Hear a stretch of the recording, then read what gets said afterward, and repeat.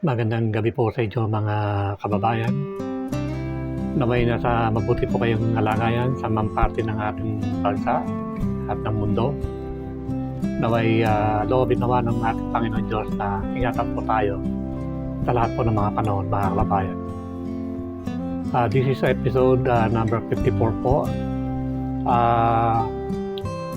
Tungkol po uli sa nangyaring rally po nung nakaraang linggo, September 21, na kung saan dapat na itong araw na ito ay ibabahagi po ng mga ibang mga visitors o mga speaker ang kanilang mga damdamin tungkol nga po dito sa lumalaganap na corruption, lalo na po dito po sa ahensya po ng DPWH o Department of Public Works and Highways. So ang nangyari po ay yung ibang rally okay naman po, pero yung iba na involved po ang mga kabataan ay nagkaroon po ng kaguluhan at dyan po sa parting Ayala Bridge papuntang Malacanang, at nagkagulo po dyan. Karamihan po dyan po ay ang mga kabataan po ang involved, at nagkaroon po ng mga batuhan, ng mga bato, mga bote, at marami po ang nasaktan sa magkabilang panig po mga kababayan. So, sa lahat po ng mga grupo o rally, isa naman po ang pinag-uusapan. Kinokondena po nila yung naganap po na corruption dito sa DPWH. Ang masasabi ko po dito hanggang saan? Hanggang kailan tayo magrarally? Kahit naman po hindi tayo magrally, alam naman talaga ng tao, ng buong namayang Pilipino o sa buong mundo na yung corruption po ay binabalita na po yan sa mga radyo, sa mga TV, sa Facebook, sa mga social media, sa mga dyaryo at kung saan-saan pang mga media. So, aware na po ang mga tao dyan kahit nga sa mga kabundukan So, alam na po ng mga tao doon yung mga naganap po na corruption po dyan sa DPWH. Ngayon, nakakalungkot, hanggang ngayon po ay nagpapatuloy pa rin ang investigation ng Senado. So, minsan nag-aaway na po doon ng mga senador, pinagtatanggol yung isa, pinagtatanggol naman yung isa na gawing state witness. Ang problema po mga kababayan, hanggang saan po matatapos po yan at kailan po matutuldukan? May kawakasan ba ang corruption? Yan po ba ay mahihinto o masosolve?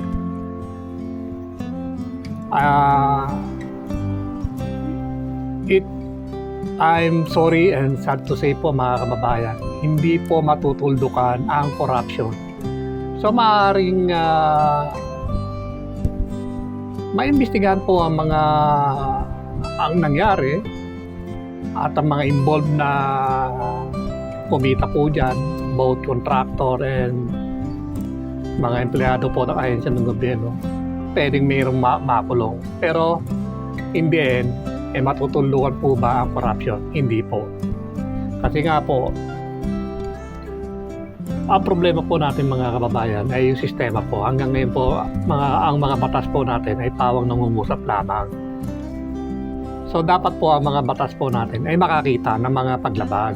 So habang hindi po nakakakita po ng mga paglabag po, mananatili po at magiging mismanagement po ang bansa mga kababayan. So ano ibig ko sabihin? Na dapat po ay makakita ang mga batas. Kasi nga po, ang mga batas po natin ay pawang nangungusap lamang o nagsasalita. Kinakausap po tayo mga kababayan. Sabi po ng batas, hoy, huwag kayong gagawa ng corruption, huwag kayong magnanakaw, huwag kayong gagawa ng mga illegal, huwag kayong magbebenta ng illegal drugs, huwag kayong mag-i-scam, huwag nyo ibebenta ang inyong mga anak sa Pornhub at tulad kanina. So, nakakalungkot na meron na naman po nga nangyaring ganyan. Mga panloloko, mga hidden agenda, mga kababayan. Imagine po mga kababayan, more than 52 major crimes and corruption po ang pinag-uusapan po natin. At hindi lamang po yung corruption na iisa lamang. Sa ganang akin po mga kababayan, meron po tayong na-discover, created, na solution na wawakas po sa more than 52 major crimes and corruption. Kasama na po dyan ang corruption na napakasimpleng problema po na kaya-kayang wakasan po ng ating na-discover na pinangalanan kong Laser Code Super Fortress, mga kababayan. So, Laser Code Super Fortress po ay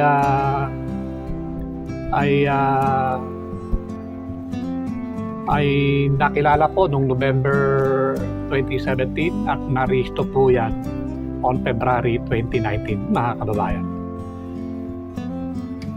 Malayong-malayo po ang concept po ng Laser Code Super Fortress sa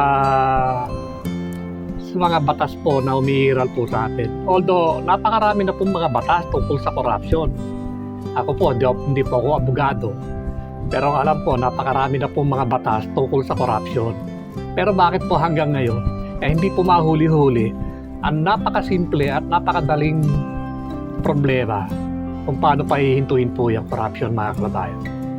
So habang ang mga batas po natin ay nananatiling nagsasalita lamang, mananatili pong mismanagement po ang bansa.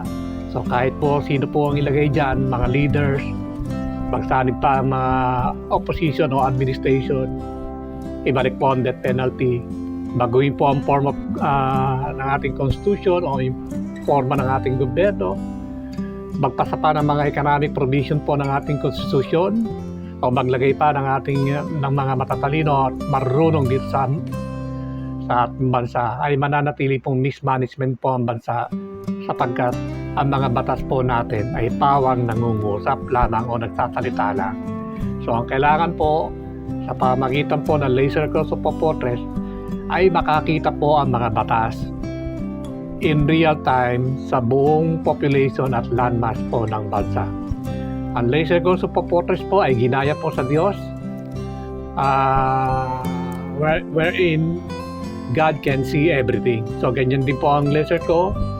Everything is documented sa buong bansa po. So anumang oras nang merong paglabag po, yan po ay madodokumento at mare-record po. Kaya nga, kung yan po ay pairalin ng isang pangulo o isa sa batas po yan, wala na pong gagawa po ng corruption at mababawasan na po ang crimes and corruption. At pagkakalam ko po dyan pwede na pong mawala o mag-zero po ang ating mga crimes and corruption, mga kababayan.